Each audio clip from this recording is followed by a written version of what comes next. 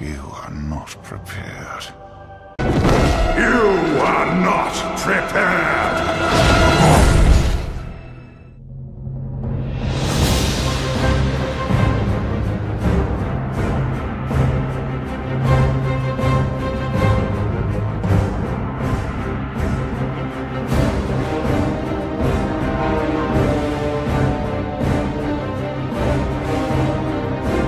Hey, you're listening to WoW Crusade. This is Chris.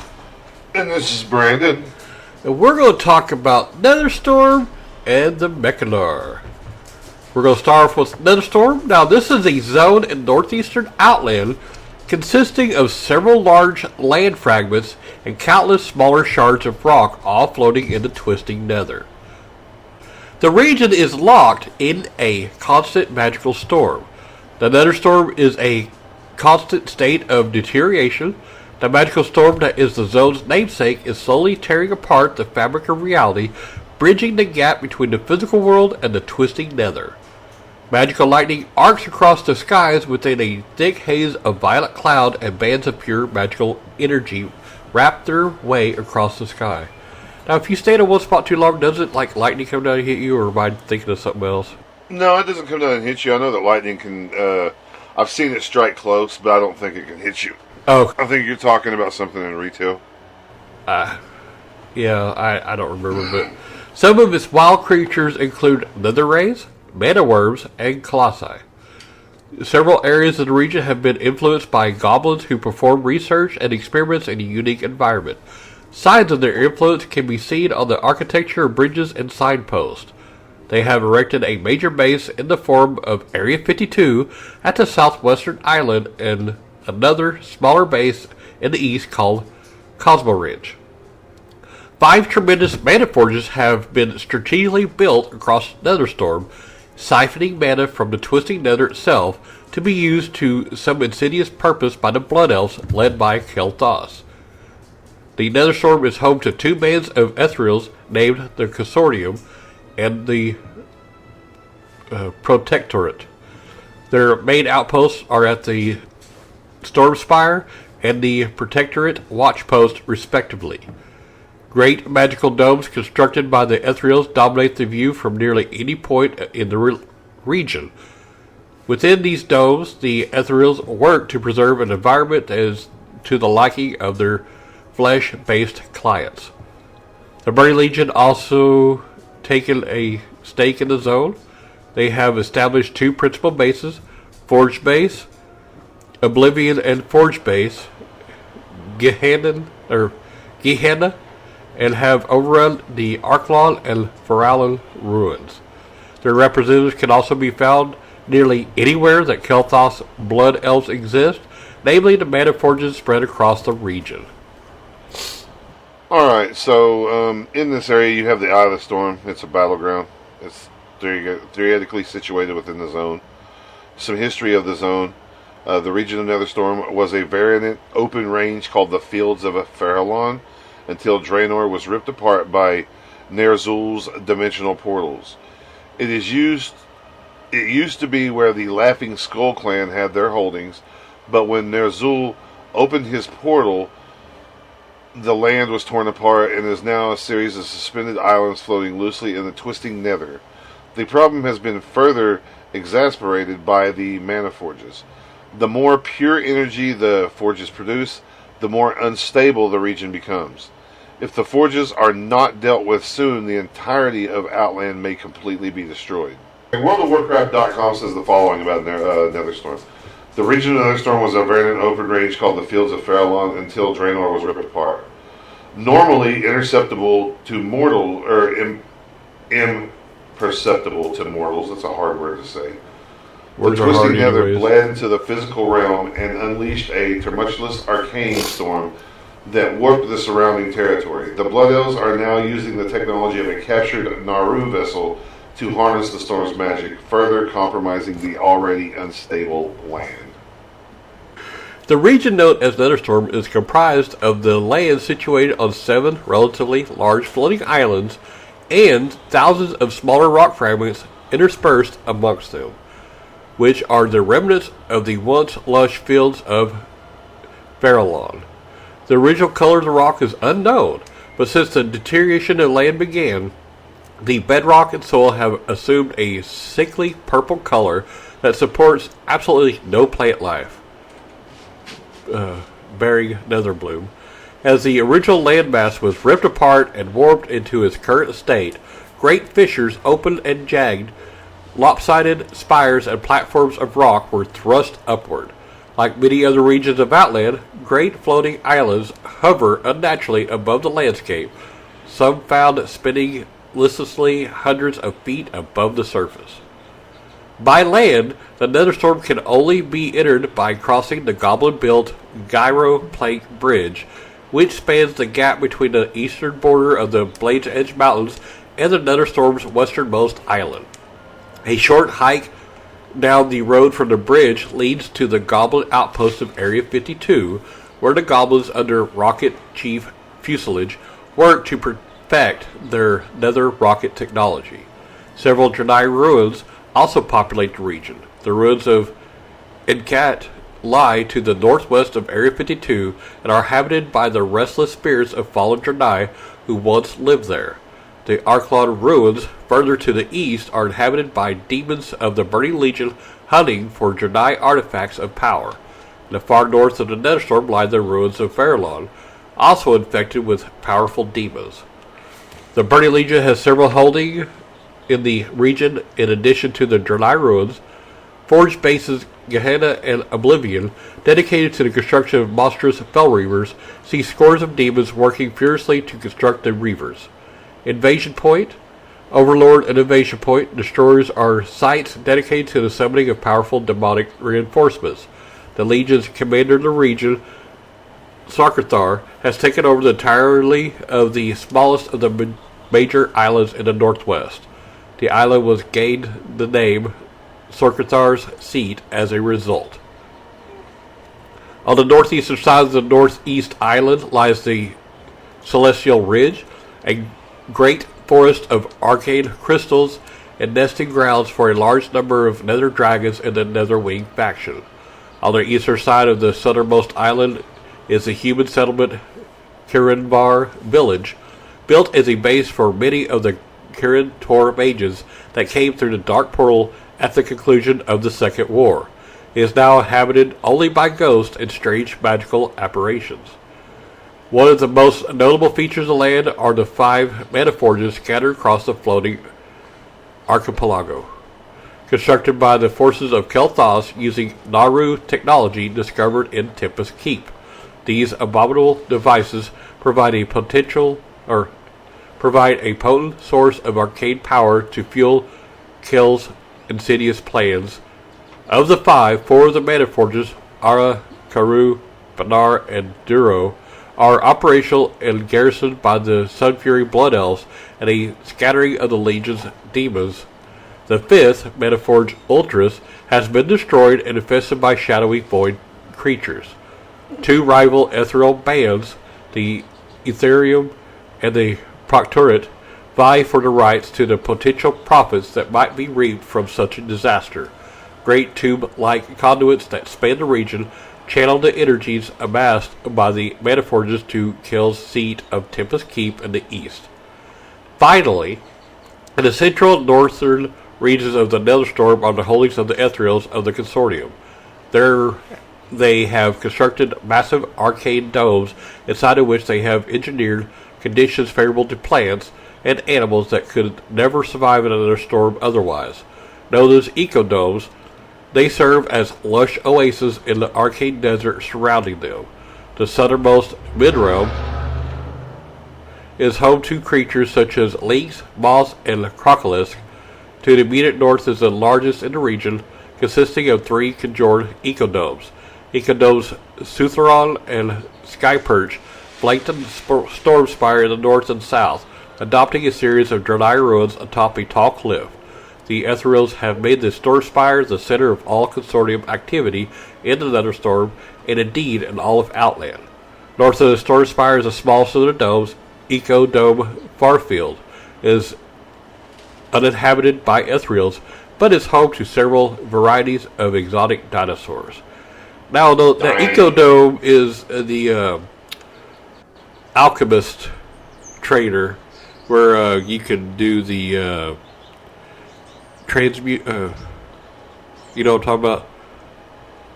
For alchemists? No, I mean, you can be a transmutist or whatever. I can't remember what they're called now. Where you make better elixirs, or you can make double pots or double pots or double elixirs. What is that called? You can be transmutist or whatever else, and I remember this area. Yeah, I forgot about the. And they sell pets there on one of them, and I forgot all about the area until I just read it, and I'm like, oh, I like that place. Yeah, and you gotta run across those little bridges that are on each side. Yeah. Yeah, that's always fun. It's always better to have them out.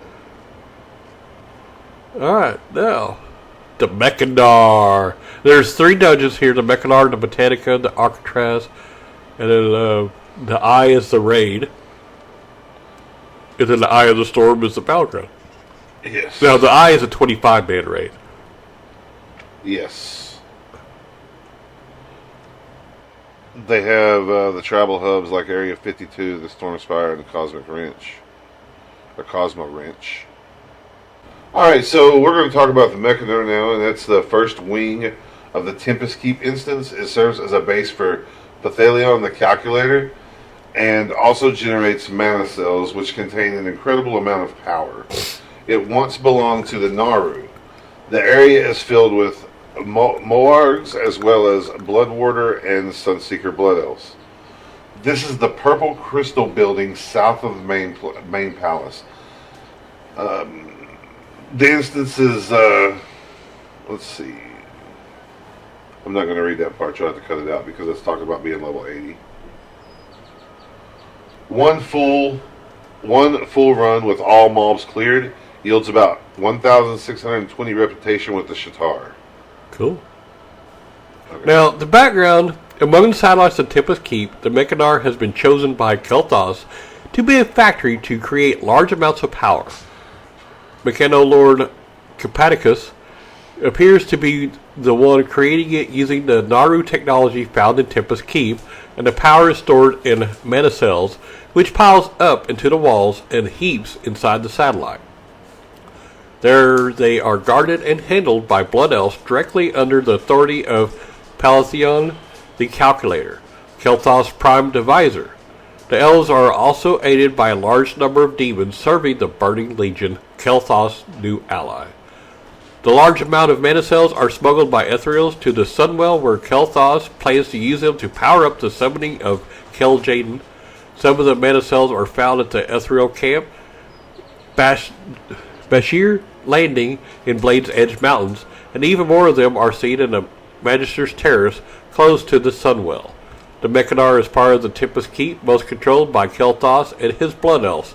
The Botanica and Alcatraz are suffering various problems. Next, after the Eye. Alright, and some of the layout of this area. The Mechanar consists of 2 levels joined by an elevator.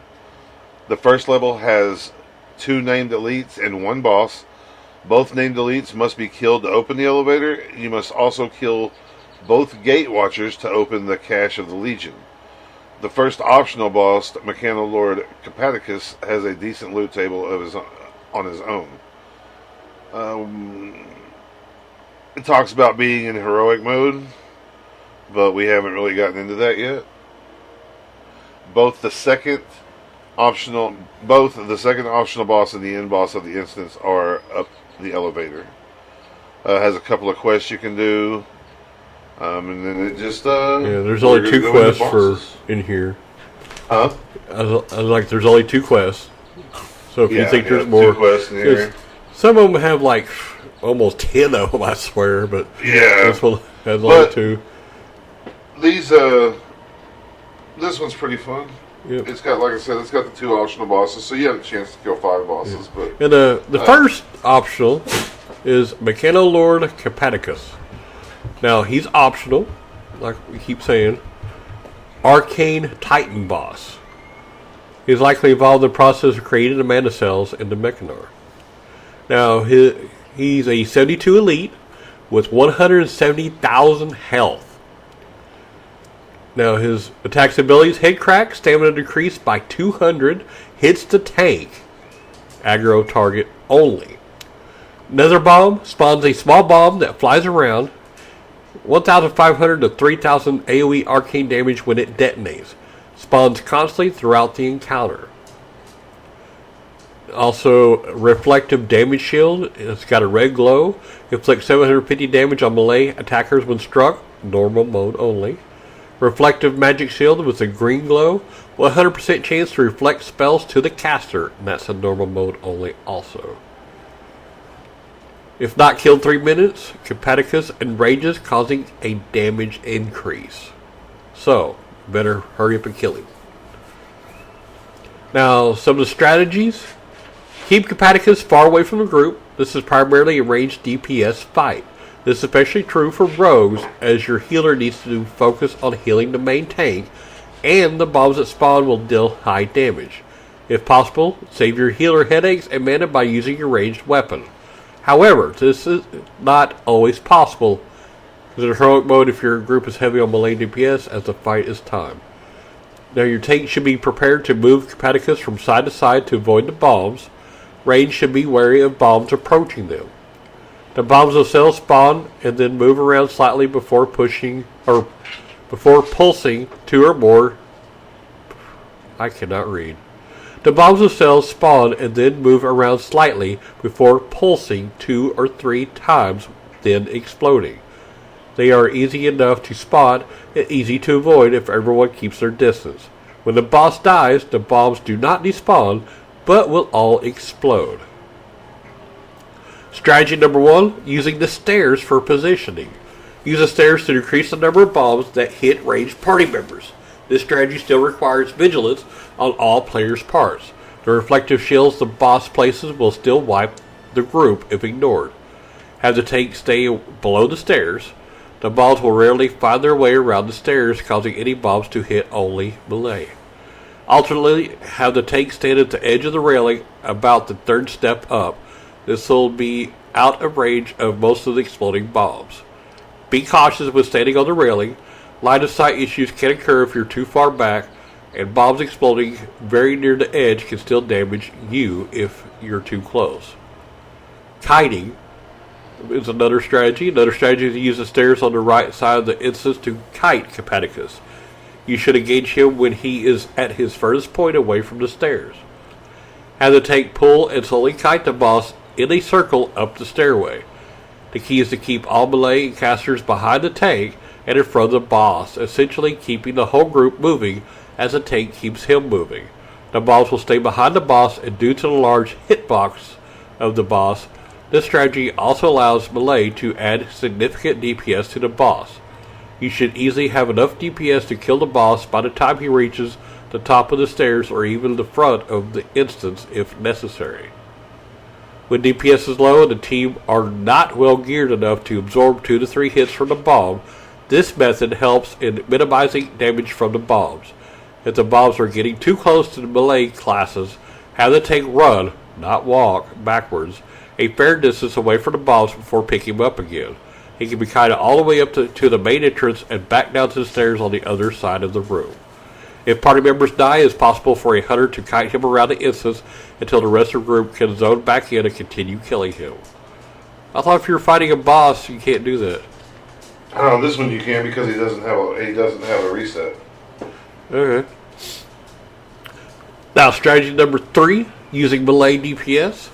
It is possible for melee to DPS to be useful in this fight, and while an off-healer helps, it can be done by the main healer.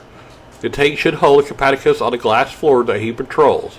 If the tank stays in a small indent near the front center of the glass floor and keeps Hepaticus in the middle of the room, 2 things happen. 99% of the balls will bounce off the raised lip at the edge of the glass and stay away from your casting group.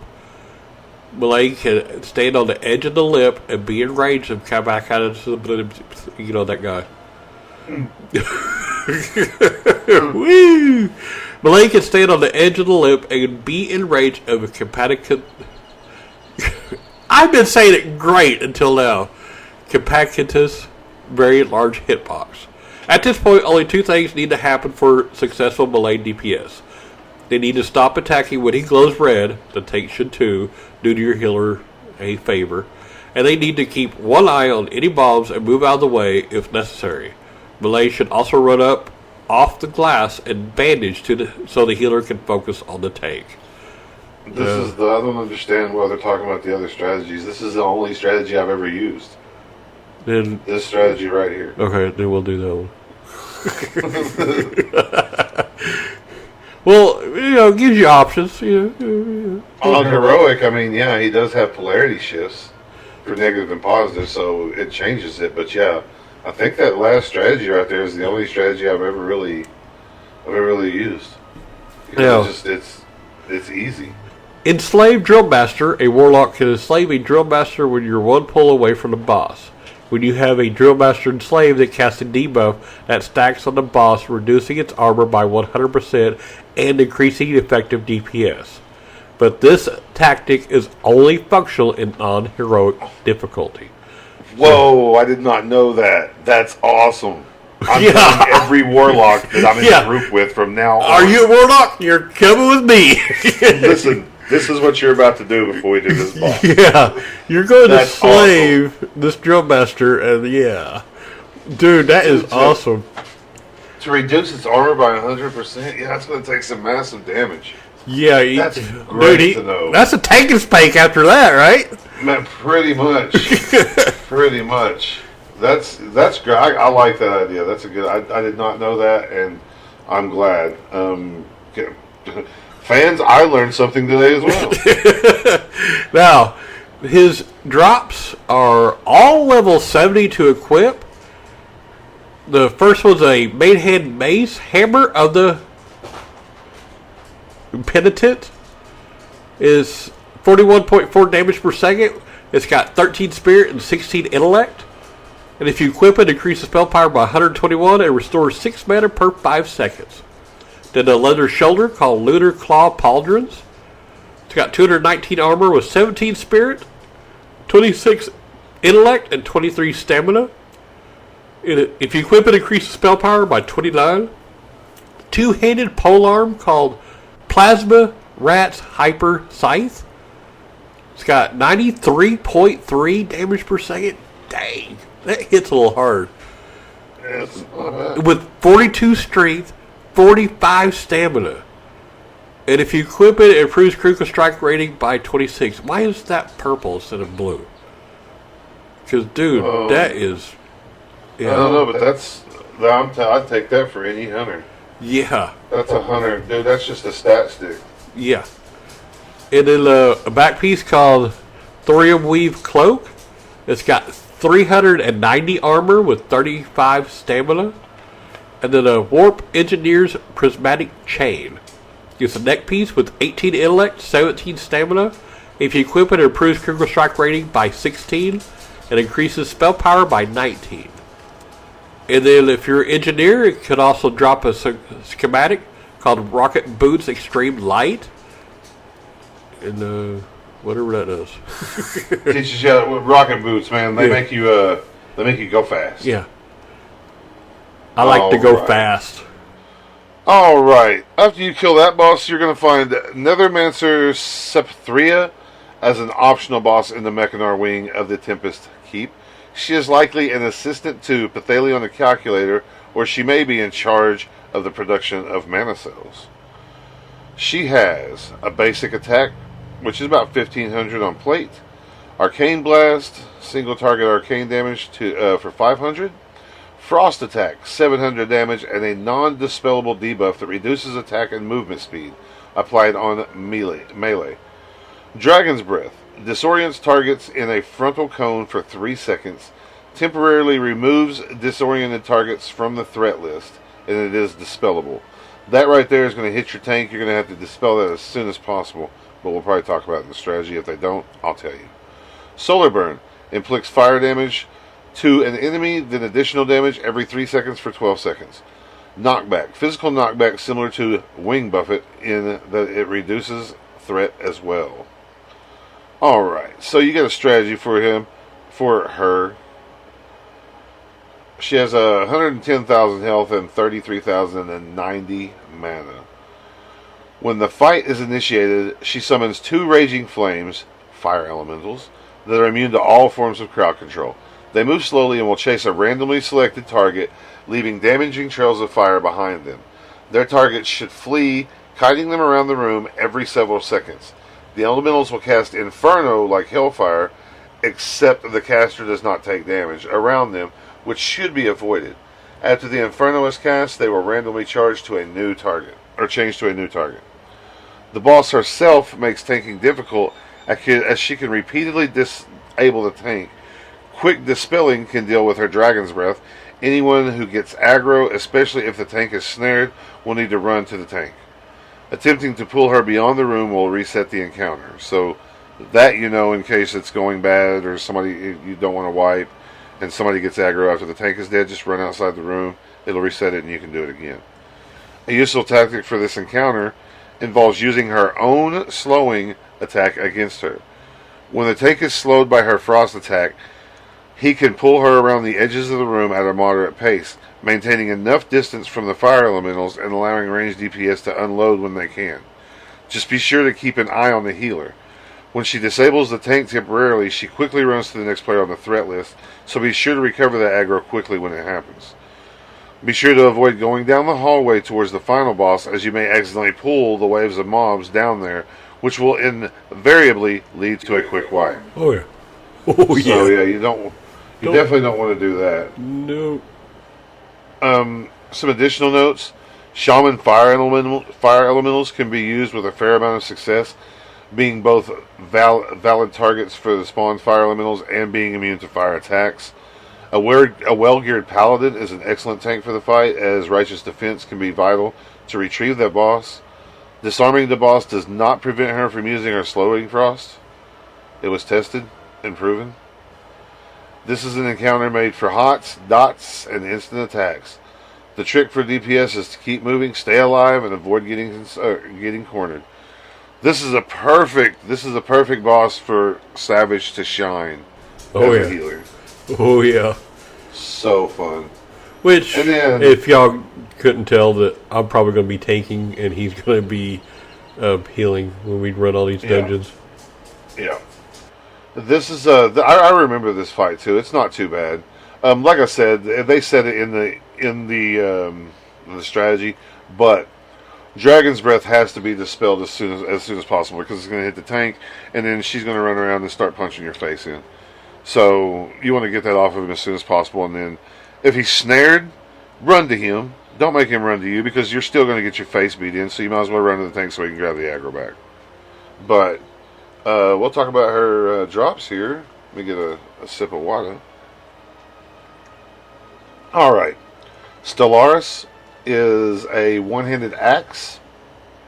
21 agility, 12 stamina. Equip it, increases attack power by 22. All of these items are going to be level 70 to use.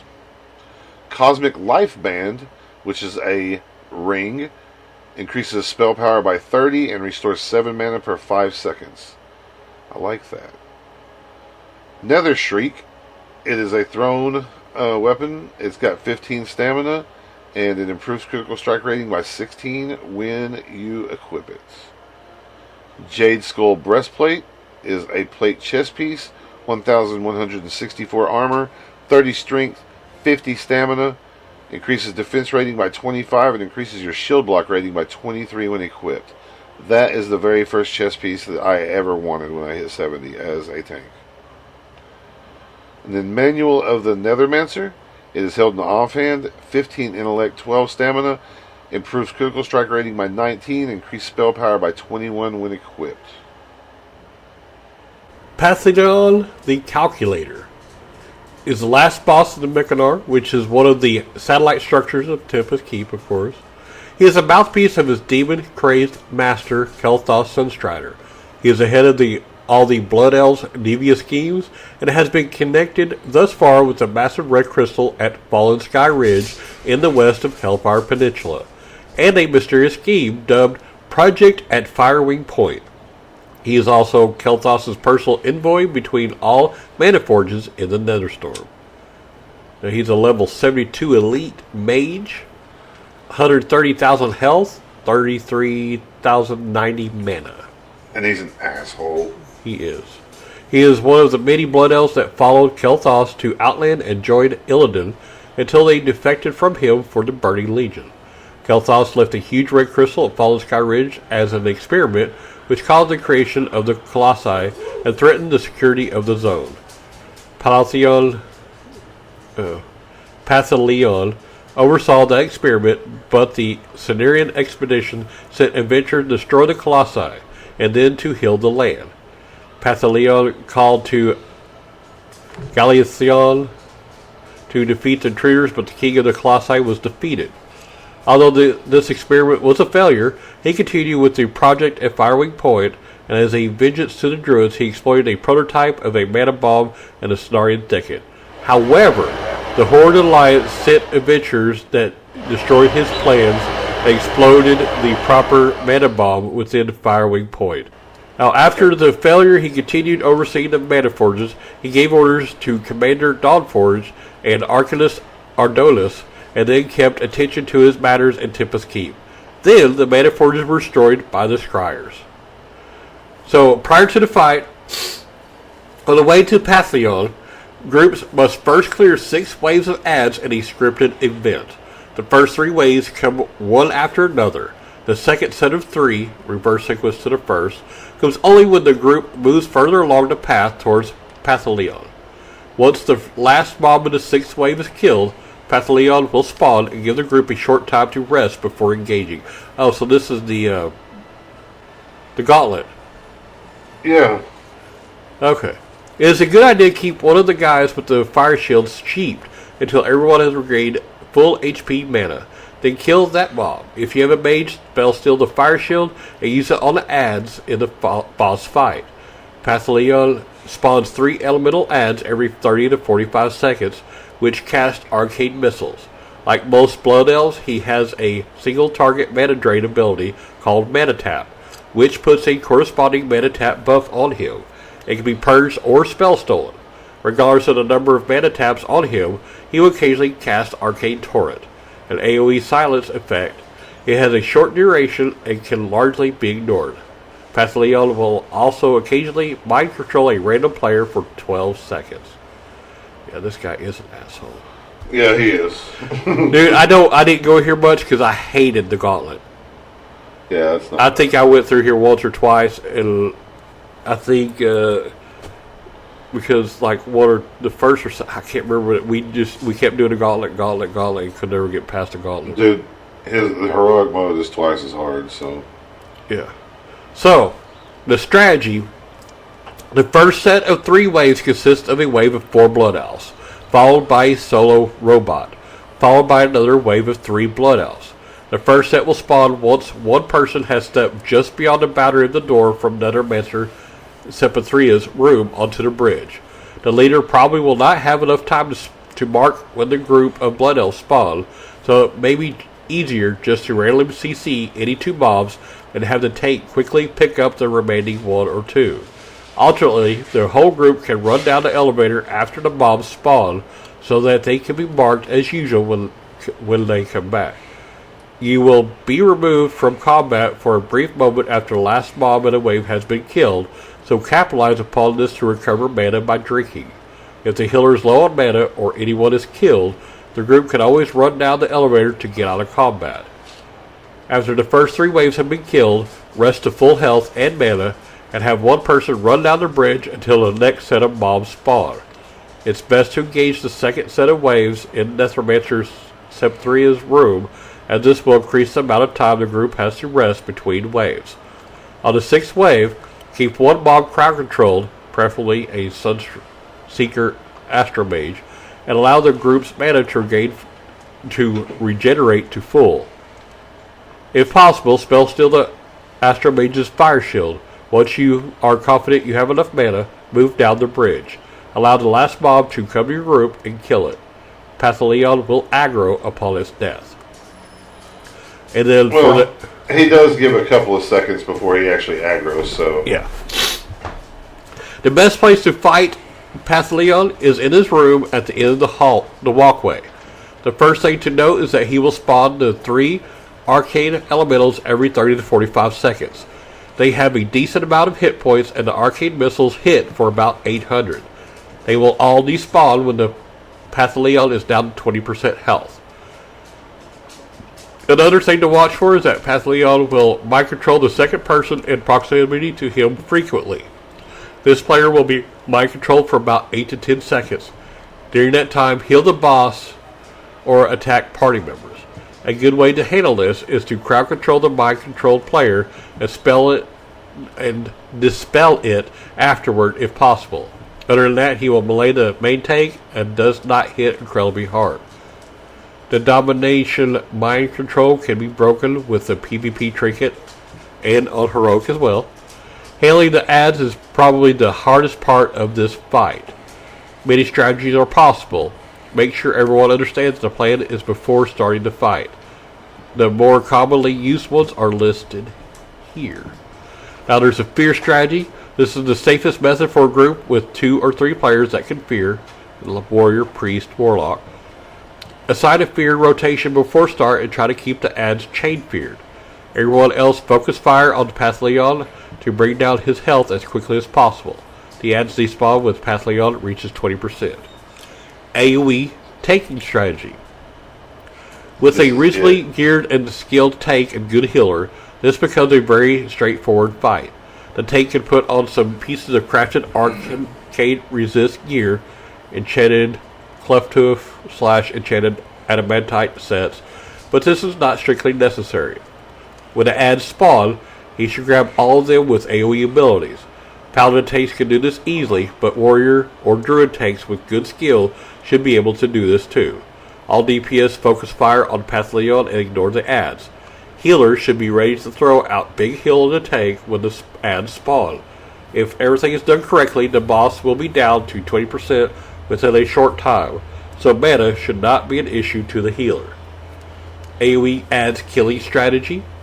The adds can be handled by a mage or warlock if you have one. As soon as they spawn, have the mage warlock AoE on top of Pathleon so both he and the adds take damage, and the mage warlock acquire aggro on the elementals. Healers should be ready to heal shield the mage warlock. If the mage warlock is struggling to kill the adds on his or her own, have someone else help out. Otherwise, DPS the boss. I want a mage warlock. Sorry. 1x1 adds killing strategy. This is a possible strategy, so both 3 methods are not practical for the group. Full out DPS on the boss until the first wave of adds appear.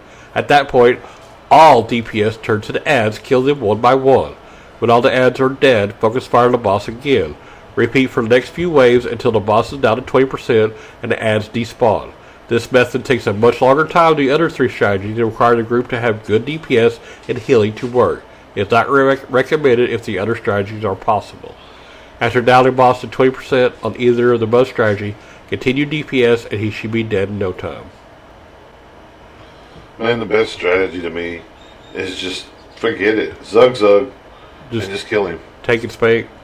I mean, just kill him. I think just have the tank, just do the AoE strategy, and boom. Well, either that or just don't even worry. If you have a healer, like me, I can heal you through them casting their little arcane fireball or arcane bolts or whatever. So yeah, I'm probably going to get aggro on them. If I get aggro on them, I can handle myself and the tank. So it's really, I mean, AoE strategy is the best if you're going. I want the AoE strategy because I know I can heal you through it. But yeah, this boss drops possible of 15 items, all level 70. And the first one, a trinket called Abacus of Violent Odds. If you equip it, increases attack power by 64, and then you can use it to increase haste rating by 260 for 10 seconds.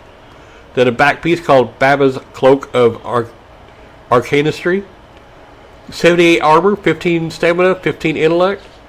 If you equip it, improves your critical strike rating by 14, and then increases spell power by 22.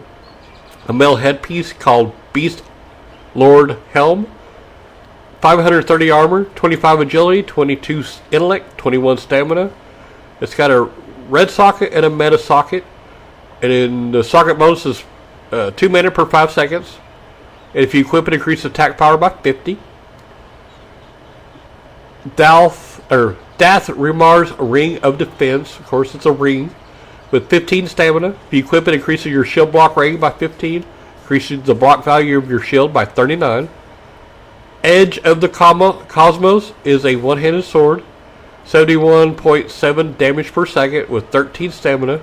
If you equip it, it improves critical strike rating by 16 and increases attack power by 30. A plate headpiece called Helm of the Righteous. 946 armor with 20 intellect, 30 stamina. It's got a yellow and a meta socket. No bonus from it. If you equip it, increases defense rating by 21. Increases spell power by 23. And it restores 6 mana per 5 seconds. That is a good paladin plate headpiece. Yeah, it's really nice. Of course, I guess, I was going to say druid, but it's a plate. Yeah, that's a really nice one. Okay, then Encanter's Cowl is a cloth headpiece with 127 armor. It's got 15 stamina, 27 intellect, and 17 spirit. It's got a yellow and a meta socket. And the socket bonus is +4 to spirit. If you equip it, increases critical strike rating by 19. And increases spell power by 29. I don't care. I'll take that as a druid. Yeah. Healer. Yeah, I don't care. Mena Wrath is a main-handed sword. 41.4 damage per second with 18 intellect, 24 stamina. If you equip it, increase spell power by 126. Male legs called Molten Earth Kilt. 570 armor with 32 intellect, 24 stamina. If you equip it, increases spell power by 40 and restores 10 mana per 5 seconds. A leather chest called Moonglade Robe. It's got 14 spirit, 17 agility, 17 intellect, 25 strength, 16 stamina. It's got a red, yellow, and a blue socket. No socket bonus. If you equip it, increase spell power by 29. There's a gun called Telescopic Sharp Rifle. It's got 66.3 damage per second with 13 agility. If you equip it, it increases attack power by 28. A leather chest piece called Tunic of Assassination. It's got 292 armor with 28 agility, 21 stamina. It's got 2 red sockets and a blue socket. The socket bonus is +4 dodge rating. This has a druid tank written all over it. Mm-hmm. And if you equip it, increase attack power by 54. You can drop a Primal Nether. You can also drop a key called Bottom Shard of the Alcatraz. And you tailors out there, drops a pattern for Arcanoweave Robe. Alright, and he talked about the very last boss, but I'm going to talk about these last 2 guys, which are just kind of optional. You don't have to do them at all. Gatewatcher Gyrokill. He is a Moarg boss in Tempest Keep within the Mechanar's left side wing. To open the elevator door leading to layer 2, you need to defeat him and the Gatewatcher Iron Hand. So you got to kill both of these guys, but they really don't have anything to do with as far as loot. Their attack's ability Shadow Power enrages glowing red, 100% attack speed increase. This is a buff on the boss that should be removed either by a shaman purging, a priest dispelling, or a warrior's shield slam. Sawblade throws a sawblade at random targets for 1500 damage, and a tick for 550 or for 500. And then poison does a frontal cone poison that reduces attack speed and armor by 35%. He's a straightforward tank and spank, much easier than the other side twin do, to the fact that you don't have to move. Healers need to pay attention to the sawblade target. Although the amount of stamina people have, it shouldn't be too much of a problem. He does drop a jagged blue crystal that you use to open the cache. The other guy is Gatewatcher Iron Hand. He's on the other side. When his arms glow like show magic, you should avoid him. He'll raise his hands in the air and announce it. It's the warning for Jackhammer. Everyone, including the tank, should move a few seconds, and he should remain rooted in place while doing this. Other than that, just DPS him hard.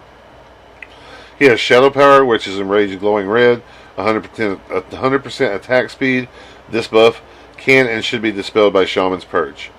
Jackhammer does an AoE centered on himself, hitting for around 1,000 to 1,500 on regular and 2,500 on heroic, around 8 times in a short time. He stops moving when he does this, so you can all run away and avoid it. And his poison has a poison ability that reduces the attack speed by 35%, and it's a frontal cone. His loot is a jagged red crystal, which you'll need in order to open the Legion of Cash. You'll need both of them. But that is the last two of this place here.